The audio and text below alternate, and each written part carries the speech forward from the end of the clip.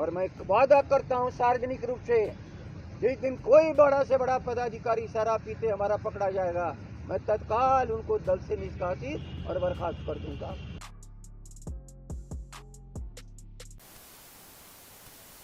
लालू प्रसाद भले ही अस्वस्थ हों, शारीरिक रूप से कमज़ोर हों, कई बीमारियों से लड़ रहे हों, लेकिन राजनीतिक रूप से लालू का कद और उनका जो ऑरा है उससे आप इनकार नहीं कर सकते हैं। उनके पटना आने की बात को सुन करके जगता बाबू किस जोश में आ गए हैं और उनके इस उम्र में भी उनमें कितना ताकत आ गया है, ये आप उनके बयानों से देख सकते हैं। एक ही बार में जगता बाबू ने लालू के आने की खबर सुनते ही, और शायद लगता है भीतर भीतर कोई बड़ा प्लान बना लिया है नीतीश कुमार को लेकर के, उन्होंने पूरी तरह से गेम ऑन कर दिया है। कहा तो ये जा रहा है कि जगता बाबू ने जिस तरह की बातें रखी है सामने, उससे नीतीश कुमार का गेम दी एंड करने का रास्ता उन्हें मिल गया है। और शायद लालू प्रसाद के आने के बाद जिस तरह से वो बोल रहे हैं कि हो सकता है कि बिहार की राजनीति में बड़ा भूचाल मचे। सुनिए क्या कहा है जगता बाबू ने बातचीत के दौरान। मोदी और उनके नेता नीतीश कुमार जी से, हमारे संविधान में है कि कोई शराब पीने वाला हमारा सदस्य नहीं बन सकता। और मैं वादा करता हूं सार्वजनिक रूप से, जिस दिन कोई बड़ा से बड़ा पदाधिकारी शराब पीते हमारा पकड़ा जाएगा, मैं तत्काल उनको दल से निष्कासित और बर्खास्त कर दूंगा। हम लोग इसके सख्त विरोधी हैं। हम गांधी को मानने वाले हैं, हम गोडसे वाले लोग नहीं हैं, हम धार्मिक उन्मादी नहीं हैं, हम पैसे कमाने के लिए समाज में विकृति पैदा करने वाले नहीं हैं। हम जरूर चाहते हैं कि सामाजिक न्याय हो, हम चाहते हैं कि उनके साथ आर्थिक न्याय हो, लेकिन जो हमारे सही पेशा है, जो सही तरीका है, उनके लिए हम बेरोजगारों को नौकरी मांगते हैं, हम नौकरी देने का वादा करते हैं। और तुम शराब पिला करके व्यापारियों को, शराब पिलाने वालों को बल पर धन उगा। इसी क्रम में लगातार राजधानी पटना के होटलों में भी छापेमारी की जा रही है, पर दुल्हन के कमरे में बिना महिला कांस्टेबल के पुलिस जो है वो चले जा रहे हैं।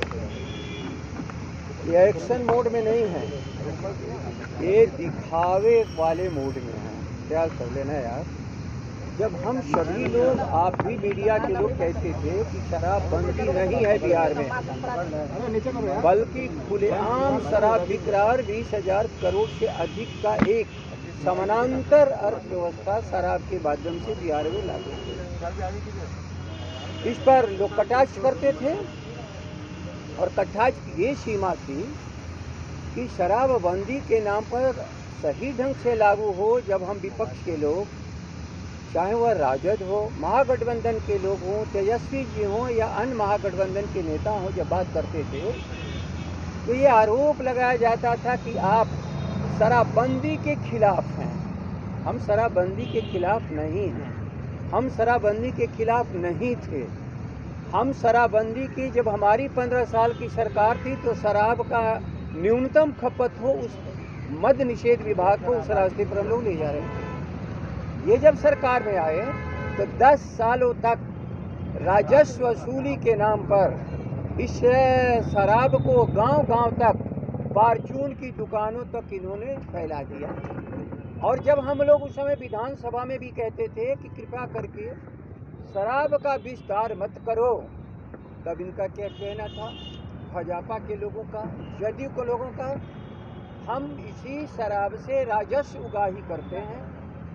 हम स्कूलों में बच्चों को ड्रेस देते हैं, बच्चियों को हम साइकिल देते हैं, हम राजस्व उगाही बंद नहीं कर सकते।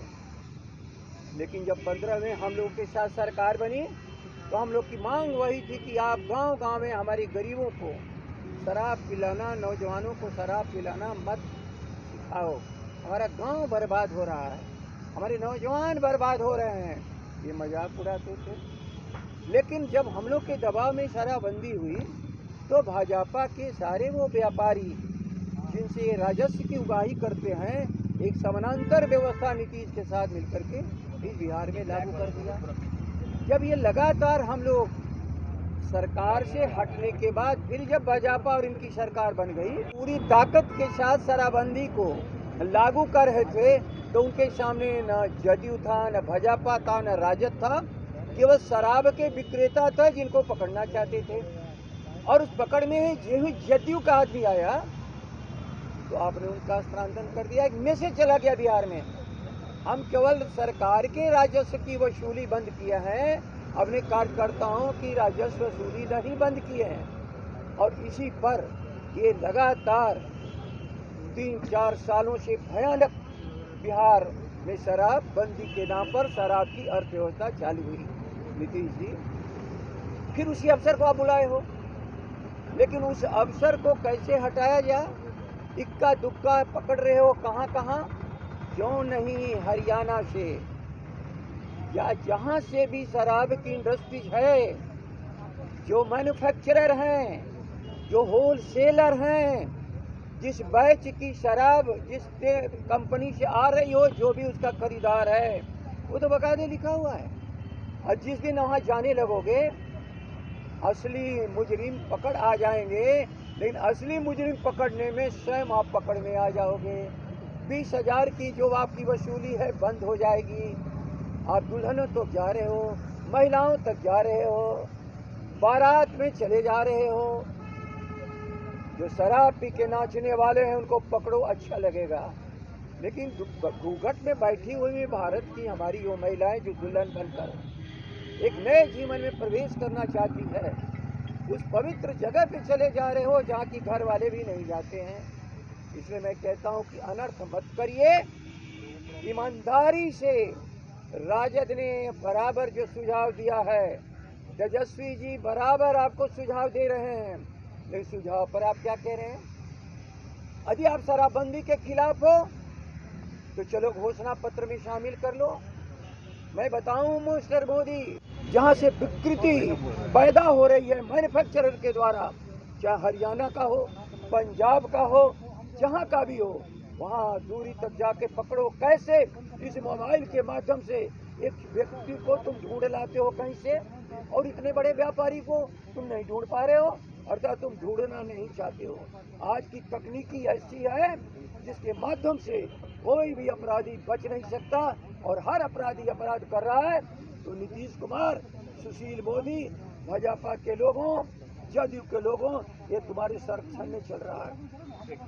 हद तक अब याद रखें, दुल्हन के कमरे तक कोई नहीं जाता है, परिवार के लोग भी। जब शादी की प्रक्रिया शुरू हो जाती है तो सड़कों पर नाचने वालों को यदि तुम शराब पीना हुआ समझते हो तो पकड़ लो, लेकिन होटल में डॉक्टर, इंजीनियर, वो भी बाहर के लोग, बाहर के राज्यों को लोग, जिनको ना समझी कि बिहार में क्या है, आ रहे हैं तो पकड़ लिए गए। लेकिन नीतीश कुमार जी, आप बता दो, ये पूरे भरे हुए ट्रक पर जब पकड़ा जा रहा है शराब, कंटेनर हो और चाहे टैंकर हो, तो ये शराब तो कहीं से चलती है, और बाकायदे उस पर लिखा रहता है कहाँ का ये बना हुआ है, कहाँ के बिक्री के लिए है। आप वहाँ तो क्यों नहीं जाते हो? यदि वहाँ तुम सोर्स पर जाओगे तब माफिया पकड़ में आएगा। जिस दिन माफिया लोगों को पकड़ने लगोगे उस दिन तुम स्वयं पकड़ में आ जाओगे, यही खतरा है, क्योंकि माफियाओं के पोषण आप कर रहे हो। और इसका सबसे बड़ा सबूत क्या है?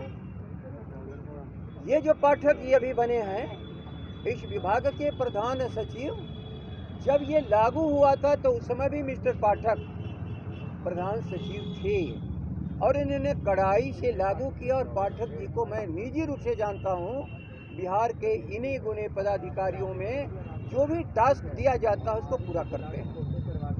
लेकिन उनकी बदली क्यों हुई थी? जब नालंदा जिला के जदयू का पदाधिकारी पकड़ा गया। अगर ये वीडियो पसंद आई और वह बिहार के राजनीति और बिहारियत से सरोकार रखेनी तो सब्सक्राइब बटन दबा के चैनल के सब्सक्राइब कर ली। ओजे एगो घंटी बा, ओकरा बटन दबा देला से कुल सटीक और मारक खबर रुआ मुफ्त में मिल जाई। अगर रुआ पत्रकारिता के हमनी के नया प्रयोग में सहयोग कर चाहतानी तो ज्वाइन बटन दबा दी। पेटीएम नंबर नोट कर ली 9386816700। धन्यवाद।